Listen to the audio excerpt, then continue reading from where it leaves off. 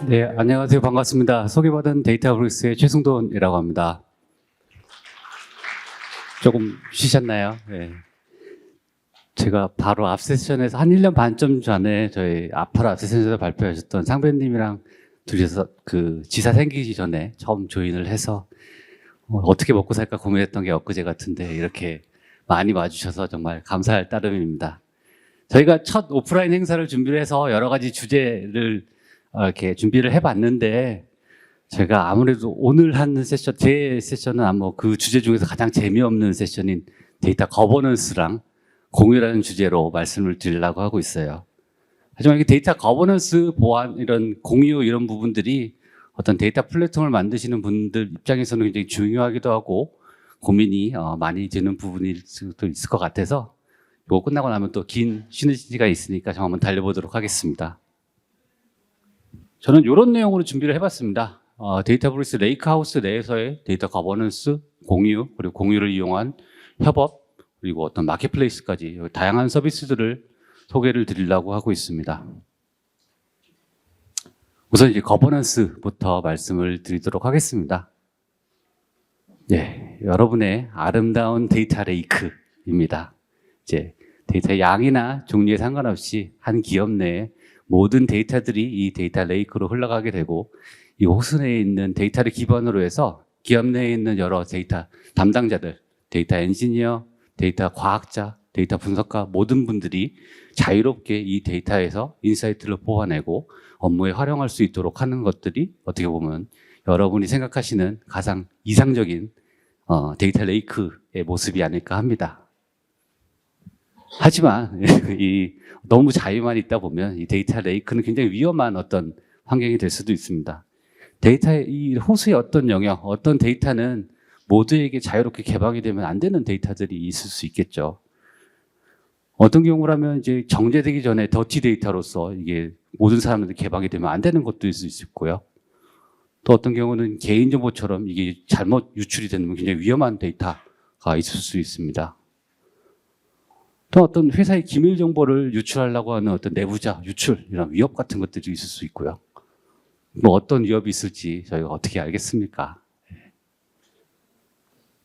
결국 이런 어떤 위험들 때문에 예전에 이제 빅데이터 프로젝트에서 했던 결과물들 중에는 굉장히 인가받은 소수의 인원들, 소수의 데이터 엔지니어, 소수의 데이터 과학자들만 이 데이터 레이크에 접근이 가능하고 분석가들의 입장에서는 리드온이나 굉장히 제한된 사용만 할 수 있는 경우들이 왕왕 있었습니다. 저희가 뭐 상상하는 어떤 이상적인 그림은 아니겠죠. 그리고 이 호수를 어떻게 사용하는 사람들을 위해서 적절한 울타리, 적절한 관리요원들이 관리 감독 하에서 이런 모두의 이제 데이터 호수에서 어느 사람들이 즐거운 시간을 가질 수 있도록 하는 것들이 굉장히 중요한 부분이 될 거고요. 이런 적절한 데이터의 거버넌스가 이제 기반이 되어야지만이 데이터 레이크가 보다 많은 사용자들을 위한 공간으로 활용이 되어서 어떻게 안전하고 빠르면서도 쉽게 이런 데이터에 대한 가치를 극대화하는 작업들을 가속화할 수 있을 것 같습니다. 그래서 데이터 거버넌스 계속 말씀을 드리지만 이 데이터 거버넌스라는 영역이 굉장히 다양한 이해관계자들이 이제 엮여 있는 부분이다 보니까 어떻게 보면 정책이나 규제 같은 부분까지도 굉장히 확대될 수 있는 큰 부분이에요. 하지만 오늘은 저희는 이제 하나의 그냥 플랫폼적인 관점을 봤었을 때 데이터 거버넌스가 기능적으로 어떤 기능들을 제공해야 되느냐 이런 부분으로 한번 나눠보면 크게 이렇게 네 가지 분야가 될 수 있을 것 같습니다. 우선 당연하게 누가 어떤 데이터를 접근 가능하고 불가능하다 이런 접근 통제 영역이 될 거고요. 보안팀의 입장에서는 어떤 데이터에 접근했던 모든 이력을 가지고 있다가 어떤 보안 사고가 났었거나 이랬을 때 감사의 목적으로 활용하는 것도 굉장히 중요한 부분일 겁니다. 데이터의 엔지니어 입장이 봤었을 때는 내가 만드는 데이터가 소스가 업스트림 어떤 소스에서 이게 테이블이 만들어져서 이것들이 어느 테이블로 쓰이는지 어디에서 활용이 되는지 이런 리니지 정보도 굉장히 유용한 부분이 될 거고요. 마지막으로는 어떻게 이제 굉장히 다양한 방대한 데이터 레이크에서 내가 필요한 자산들을 손쉽게 디스커버리 할 수 있는 능력도 필요할 것입니다. 이게 들어보면 굉장히 다 일반적인 플랫폼에서 다 기본적으로 제공하는 기능들처럼 보이죠. 근데 이제 사실 막상 이런 거버넌스를 구축한다고 하면은 이게 굉장히 쉽지가 않습니다. 기존에 이제 전형적인 빅데이터 프로젝트를 진행을 한다고 보면은 앞에서 말씀드렸던 접근 통제 이런 부분들은 아파치 뭐 레인저 같은 걸 쓰시고, 리니지 같은 경우는 아틀라스, 디스커버리 같은 경우는 아몬센 같은 굉장히 여러 툴들이 연계가 되다 보니까 굉장히 이렇게 1차적으로 구축을 하고 나서도 조직이 변경되거나 정책이 변경됐었을 때 유지 보수하기 굉장히 쉽지 않은 부분들이 있었습니다. 그리고 레이크하우스처럼 데이터 레이크, 데이터 웨어하우스 서로 상이한 어떤 거버넌스 모델을 통합을 해서 만들어야 되는 어떤 플랫폼의 경우는 좀 더 복잡한 문제들이 많이 발생을 했었습니다. 그래서 이런 문제를 해결하기 위해서 나온 것들이 유니티 카탈로그라고 부르는 데이터브릭스 레이크하우스의 새로운 데이터 거버넌스 서비스입니다. 재작년에 데이터 AI 서밋에서 발표를 했고요. 작년에 GA를 거쳐서 다양한 이제 고객분들이 운영 워크로드에 적용을 하고 계시고요. 국내에서도 새로 레이크하우스를 구축하시는 분들 혹은 레이크하우스를 쓰고 계시는 분들도 이 유니티 카탈로그로 계속 업그레이드 되고 하고 나가고 계시는 그런 단계라고 이해해 주시면 좋을 것 같아요. 결국은 레이크하우스에 있는 모든 데이터 자산, 데이터뿐만 아니고 AI 자산까지 모두 유니티 카탈로그로 거버넌스 모델을 새로 바꾸고 있고, 데이터브릭스에서 새로 나오는 기능들도 다 유니티 카탈로그를 중심으로 개발이 되는 저희 회사로서는 굉장히 중요한 어떤 데이터 레이크의 파운데이션을 이루는 그런 기술이라고 말씀드릴 수 있을 것 같습니다. 그래서 좀 더 자세하게 무슨 기능을 제공하냐 살펴보면 우선 간편하고도 통합적인 어떤 메타데이터, 접근 제어, 어떤 유저 관리 이런 기능을 제공합니다. 당연히 원래 데이터브릭스 원래 이런 기능들 메타데이터도 있었고요. 접근 제어, 유저 관리 다 제공을 했었습니다. 하지만 이제 워크스페이스 레벨로 어떻게 한정되어 있다 보니까 이걸 확장성 있게 구축하기 쉽지가 않았고요. 또 어떤 데이터에 대한 보안 정책 같은 것들도 테이블은 테이블 ACL이 따로 있고, 어떤 파일 같은 경우는 인스턴스 프로파일이나 IAM 패스트로 같이 서로 또 상이한 어떤 거버넌스 모델들이 존재를 했었습니다. 이제 유니티 카탈로그는 요거를 이제 어카운트 레벨로 올려가지고 메타데이터나 유저 관리를 통합적으로 지원을 하게 됐어요. 그래서 하나의 워크스페이스, 여러 개의 워크스페이스들이 이제 메타스토어나 유저를 공유해서 쓸 수 있고요. 기존에 있는 메타스토어, 하이브나 혹은 글루 같은 메타스토어를 같이 병행해서 쓰는 굉장히 유연한 구성도 가능해졌습니다. 다음 앞에서 말씀드렸던 테이블이나 파일에 대한 이원화되어 있던 어떤 데이터 거버넌스 모델도 굉장히 간단하게 SQL에 그랜트 리보크문을 써서 이런 모든 에셋들을 굉장히 손쉽게 일원화해서 관리할 수 있는 좀 니트한 어떤 이런 데이터 거버넌스 레이어로 재구성했습니다. 그리고 또 하나 있는 기능 중에 하나가 데이터브릭스 내에서 만들어지는 모든 테이블에 대해서 이제 엔드투엔드로 리니지 정보를 제공을 하게 됩니다.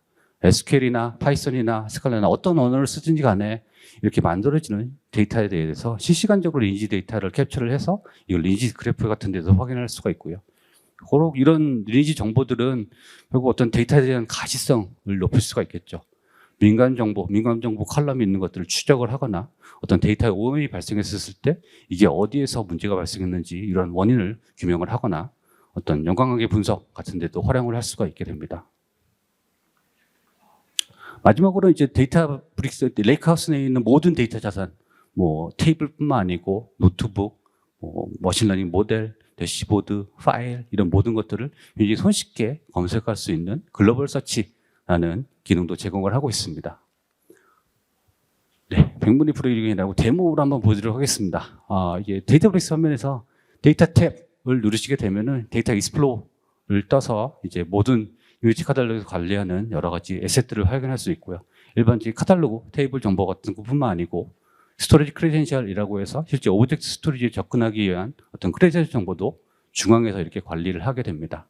이 스토리지 크레덴셜 정보를 이용을 해서 익스터널 로케이션이라고 하는 어떤 위에 오브젝트 스토리지가 되겠죠. AWS S3나 애저에 있는 ADSL 같은 오브젝트 스토리지를 여러 개를 이제 관리를 하는 거죠. 각각의 오브젝트 스토리지별로 해서 이제 UI에서 간단하게 이제 그랜트문을 날리는 겁니다. 저희는 어벤져스라는 그룹에다가 해당되는 특정 버켓에 내가 파일을 읽거나 쓰거나 익스터널 테이블을 만드는 것들을 굉장히 간단하게 UI로 이제 권한을 할당하는 모습을 보실 수가 있습니다. 이제 에셋 쪽으로 들어가서요. 아까 말씀드렸던 이제 3레벨 네임스페이스라고 말씀을 드리는데요. 카탈로그, 가장 상위에 있는 카탈로그, 기존에 있는 하이브 메타스토어나 글루 같은 메타스토어도 같이 연동해서 쓸 수가 있고요. 이제 카탈로그 밑에 이제 DB가 있고, DB 밑에 이제 더 이상 테이블들이 쭉 있는 거겠죠. 요렇게 이런 테이블들이 어떻게 만들어진지를 제가 노트북으로 보게 되면 저는 이런 식으로 한번 구성을 해봤어요. 저는 하우스라고 하는 카탈로그 밑에 메뉴, 뭐 디너, 뭐 이런 테이블들을 SQL이나 파이스파크 API를 써서 테이블들을 쭉 만들어 봤습니다.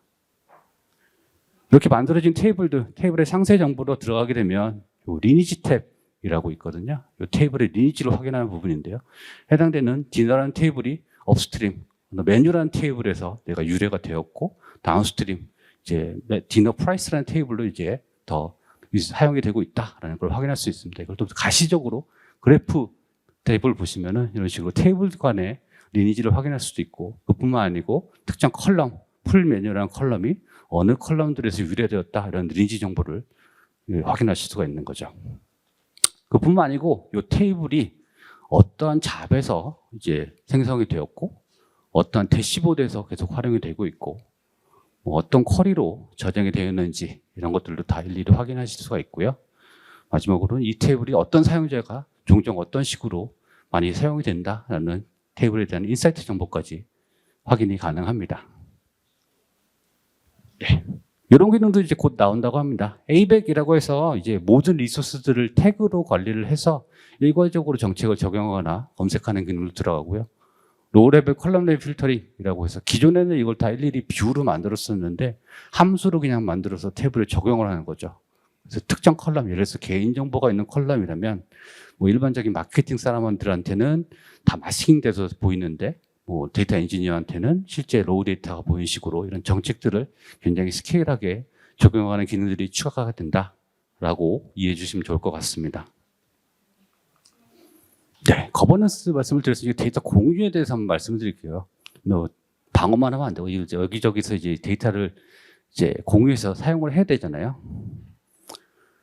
뭐 가트너의 자료에 따르면은 이제 외부의 데이터를 이제 공개를 하거나 외부의 데이터를 적극적으로 쓰는 조직들이 그렇지 못한 조직 대비 한 3배 이상의 어떤 군업형한 베네핏을 얻는다고 합니다.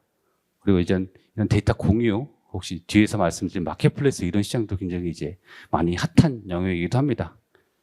결국 뭐 이런 내외 정보들을 빨리빨리 써서 인사이트를 좀 더 빠르게 얻어냄으로써 경쟁 우위를 가져서 이렇다라고 이해할 수 있을 것 같은데요. 뭐 사실 데이터 공유라고 근사하게 말했지만 기존에도 이런 시스템도 굉장히 많이 있었었죠. 하지만 그 시스템을 만드는 과정이 굉장히 좀 복잡하긴 했습니다. 이제 왼쪽에 있는 데이터의 제공자 쪽에서 어떤 테이블, 어떤 데이터를 공유한다고 가정을 하면 그걸 특정 영역에 놓고 나서 FTP로 복제를 한다든지 혹은 API 같은 서비스를 오픈을 해가지고 이 데이터를 소비자 쪽으로 가져가게 되죠. 복제하고 나면 그거를 또 정제를 해서 내가 어떤 시각화를 한다든지 이런 과정들을 거치게 됐었습니다. 결국 이제 복제를 한다는 의미에서는 데이터의 실시간성이 떨어지게 되고 이 전체적인 시스템 파이프라인을 관리하고 인증 관리하고 이런 굉장히 복잡한 시스템을 만들 수밖에 없었습니다. 그래서 이런 문제를 이제 해결하기 위해서 다른 벤더들도 굉장히 데이터 공유 솔루션들을 많이 내놨어요. 뭐 근데 이제 기본적으로 데이터의 생산자, 데이터를 제공하는 사람과 소비자의 똑같은 어떤 같은 벤더의 솔루션이 깔려 있다면은 데이터 복제 없이 굉장히 쉽게 공유하는 솔루션들이 많이 나오긴 했지만 역시 제한적인 어떤 부분들이 많이 있었습니다. 보시는 것처럼 그 벤더가 아닌 다른 벤더랑 공유하면 어떻게 될까? 혹은 내가 이쪽 소비자 쪽에서 해당되는 솔루션이 없으면 어떻게 될까? 이런 것들이 다 공유가 불가능한 영역들로 남아있는 게 현실입니다. 결국은 벤더 종속적이 될 수밖에 없고 양쪽에 동일한 시스템을 구축을 해야 되기 때문에 구축 비용도 굉장히 올라갈 수밖에 없는 그런 문제점들이 여전히 남아 있었습니다. 그래서 저희가 이런 문제를 해결하고자 만든 것들이 세계 최초인지 잘 모르겠고요. 오픈소스 데이터 공유 프로토콜인 델타 쉐어링이라는 기능입니다. 저희는 이렇게 다음과 같은 사상으로 해가지고 이 기술을 만들었어요. 첫째는 당연히 이제 공유에 있어서 데이터의 복제 없이 굉장히 간단하고 쉽게 이 데이터들을 공유할 수 있는, 혈업들도 쉽게 공유할 수 있는 이런 어떤 것들이 굉장히 중요하다고 생각을 했고요.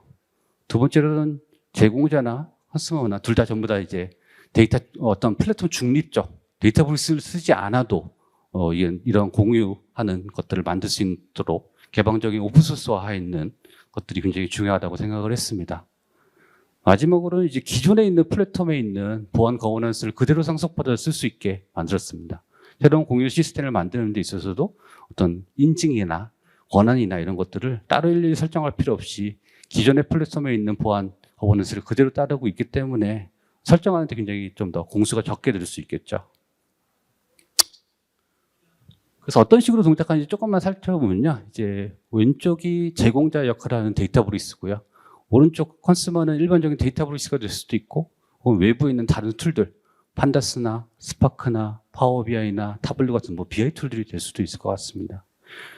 이제 왼쪽이 이제 제공자 입장에서 뒤에서 데모로도 보시겠지만 델타 쉐어링이라는 데서 내가 공유할 자산들의 리스트를 만들고 특정 수신자를 위한 액티베이션 링크라는 걸 만듭니다. 수신자 입장에서는 이 액티베이션 링크를 받게 돼서 거기서 이제 그 액티베이션 링크를 누르게 되면은 어떤 토큰 정보를 가지고 있는 크레덴셜 파일을 다운받게 돼요. 그 다운받은 파일을 기반으로 해가지고 저희는 저희 툴로 해서 이 해당되는 서버에 접속하게 됩니다. 접속한 데서 인증이 거치고 나면은 실제 우리가 요 제공자에 있는 데이터 레이크에 있는 특정 어떤 델타 파일이 됐던, 델타 테이블이 됐던, 혹은 파켓 테이블이 됐던 이런 파일들이 있는 숏리브드, 프리사인드에 있는 숏리브 URL 정보를 제공자한테 던져주게 돼서 데이터의 어떤 소비자 입장에서는 내 데이터는 제공자 쪽에 있지만 마치 자기 시스템에 있는 것처럼 데이터가 가능한 그런 구성으로 되어 있습니다. 데이터브리스 연결은 좀 더 쉽고요. 앞에 말씀드렸던 토큰 같은 거 관리할 필요 없이 UI로 굉장히 간단하게 구축이 가능합니다. 또 한 번 데모를 준비해 봤습니다. 두 가지 데모를 준비를 해봤는데요. 하나는 데이터브리스, 또 하나는 데이터브리스2 이제 일반적인 판다로 데이터를 공유하고 이거를 조회하는 것들을 한번 보여드리도록 하겠습니다. 이제 왼쪽이 데이터 제공자고요. 한국 리전에 있는 AWS 데이터브릭스입니다. 오른쪽은 이제 데이터를 소비하는 소모자, 컨슈머 부분이고요. 미국 동부 리전에 있는 애저 데이터브릭스 UI예요. 우선 제공자 입장에서는 이제 공유를 하나 만들어야 되겠죠. 버튼으로 버튼을 눌러서 데이터 공유를 하나 만듭니다. 공유 이름을 적어줘야 되겠죠. 그리고 공유할 자산들을 선택을 합니다. 내가 어떤 데이터를 공유하겠다. 지금 저는 여기서 이제 테이블을 선택을 했고요. 향후에는 뷰나 스트링 같은 자산들도 공유를 할 수가 있습니다. 그리고 나서 이제 공유를 받을 사람들, 컨슈머를 선택을 하겠죠. 네. 데이터브릭스 같은 경우는 굉장히 간단하게 이제 각각의 데이터브릭스별로 유니크한 아이덴티파이어가 있어요. 이 유니크한 아이덴티파이어를 수신자에 있는 쉐어링 아이덴티파이어라는 데서 카피해서 붙여넣게 됩니다. 당연히 리전이 다르니까 데이터가 이제 날라오는데 전송비용이 클라우드 쪽에 발생할 수 있다라는 경우가 나오는 거죠. 끝났습니다. 공유가 이미 설정이 됐고요. 이제 보시면은 이제 왼쪽 자산들 보시면 이제 공유에 관련되어 있는 자산들을 볼 수가 있고요. 수신자 입장에서 내가 공유받은 것들을 검색을 해보겠습니다. 해당되는 공유에 있는 모든 자산들은 지금 보시는 것처럼 서울템프라는 카탈로그에 다 적용이 되고, 수신자 입장에서는 이 테이블들이 마치 실제 데이터는 한국에 있지만 미국 동부에 있는 내 시스템에 있는 것처럼 테이블을 쿼리할 수 있고, 이 쿼리를 기반으로 해서 어떤 테이블을 대시보드를 만든다든지 이런 작업들을 굉장히 쉽게 진행을 할 수가 있습니다. 다음은 이제 데이터브리스 말고 데이터브리스 외부 컨슈머가 하는 걸 한번 보여드릴게요. 이 외부 컨슈머는 이제 토큰이 나오게 돼 있죠.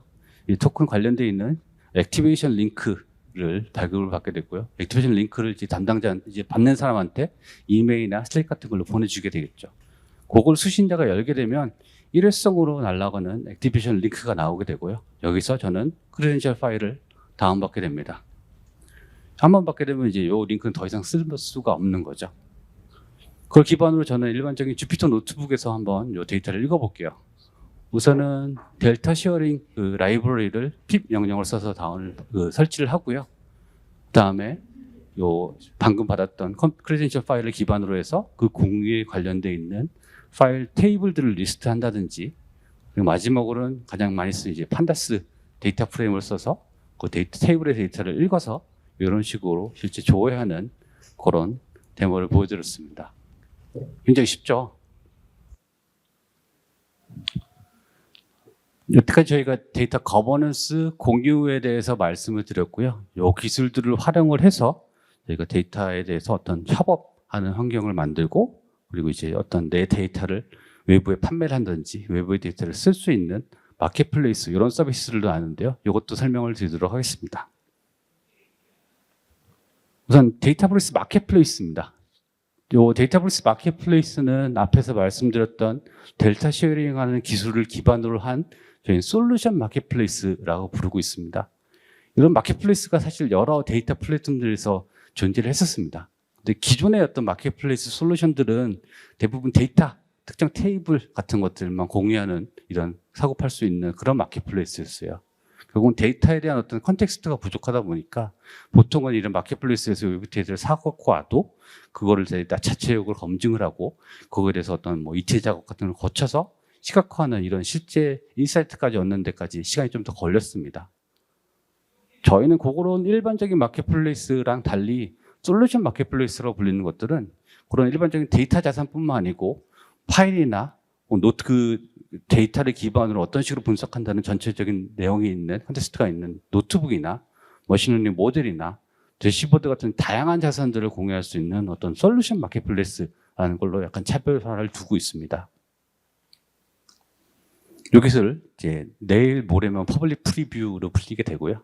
네, 현재 한 200개 정도 되는 유상 무상의 데이터 에셋들이 이미 그 마켓플레이스에 등록이 돼 있고 계속 빠르게 늘어갈 예정입니다. 그래서 외부 데이터를 좀 활용을 해서 내가 인사이트를 좀 빨리 얻고 싶다라고 하시는 분들 한번 테스트를 해보시면 좋을 것 같습니다. 마지막으로 이제 데이터 클린룸이라는 서비스입니다. 이제 이건 클린룸 말 그대로 어떤 반도체의 클린룸처럼 공동의 작업을 위한 안전한 환경을 제공한다라는 건데요. 이게 어떻게 나온 거냐면 이런 예제가 있다고 생각해 보죠. 왼쪽에 보시는 것처럼 어떤 리테일 회사가 있고 오른쪽에 있는 마케팅 광고 회사가 있습니다. 두 회사가 양쪽에 같이 어떤 협업을 해가지고 마케팅 캠페인을 펼쳤어요. 그리고 그 효과가 어떤지 분석하고자 하는 과제가 있다고 한번 가정을 해보죠. 이제 이런 분석 환경을 만들기, 공동 과제를 위한 분석 환경을 만들기 위해서는 보통 일반적으로 왼쪽에 있는 회사와 오른쪽에 있는 회사 각각 다 민감 정보들이 있습니다. 상대방 회사에 공개하면 안 되는 민감 정보들도 있고요. 그래서 이제 이런 데이터를 다 발라내서 하나의 공동 환경에 다 복제를 해놓고 그걸 위한 또 그 분석을 위한 컴퓨팅 자원들도 만들어야 되고요. 또 인정하는 어떤 양사의 인력들이 와서 공동으로 어떤 작업을 해야 되는 이런 인증 체계 같은 것도 구축을 해야 되겠죠.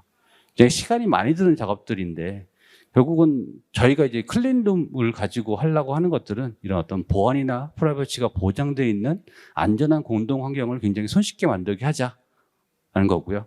그 분석함에 있어서도 일반적으로 SQL뿐만 아니고 우리가 파이썬이나 R이나 스칼라나 여러 가지 다양한 언어를 쓸 수 있는 어떤 컴퓨팅 자원까지 손쉽게 쓸 수 있도록 하자라는 것들이 이런 데이터 클린룸이 하고자 하는 방향입니다. 그래서 나오는 것들이 데이터브리스 클린룸입니다. 이것도 마찬가지로 앞에서 말씀드렸던 델타 쉐어링하는 기술을 써서 양쪽의 회사들의 데이터들을 복제하지 않고 하나의 환경에서 안전하게 공유를 하고요. 그리고 이걸 분석함에 있어서도 일반적인 SQL뿐만 아니고 다양한 워크로를 지원하는 어떤 작업들을 수행할 수 있는 컴퓨팅 자원도 같이 활용을 할 수 있게 됩니다. 이런 클린룸 서비스에 대해서 이제 기존보다 훨씬 더 이렇게 쉽고 빠르고 안전한 공용 어떤 협업 환경을 구축한다고 이해하시면 좋을 것 같고요. 저희가 이제 다다음 달에 시행되는 이제 데이터 앤 AI 서밋 샌프란시스코에서 열리는 행사에서 좀 더 구체적인 모습을 확인하실 수 있을 것 같습니다. 네, 제 마지막 정리입니다. 네. 제가 되게 빠르게 제가 시간을 오버하는 거 싫어해서 지금 좀 짧게 해서 좀 더 쉬는 시간을 많이 만들어 드리려고 했고요. 제가 짧은 시간 동안 저희들 에이크하우스의 다양한 어떤 솔루션들, 조직 내에서의 데이터 거버넌스, 조직 내외에서의 어떤 데이터를 공유하는 방법, 그리고 어떤 여러 회사들과 파트너사의 협업 환경을 구축을 하거나 데이터를 수익화하고 외부 데이터를 쓸 수 있는 어떤 마켓플레이스 같은 다양한 서비스에 대해서 짧은 시간 동안 좀 빠르게 소개를 드렸습니다. 결국은 이런 다양한 거버넌스 서비스들, 소개드렸던 이 서비스들이 오늘 하루 동안 저희가 말씀을 드리고 있는 데이터브릭스의 레이크하우스의 어떤 기반, 결국은 모든 데이터 사용자들이 간단하면서도 개방적이고 안전하게 협업할 수 있는 이런 환경을 만들기 위한 기반의 어떤 서비스 레이어가 될 것이다 라고 이해를 해주시면 좋을 것 같습니다. 제가 준비한 내용은 여기까지고요. 경청해 주셔서 감사합니다.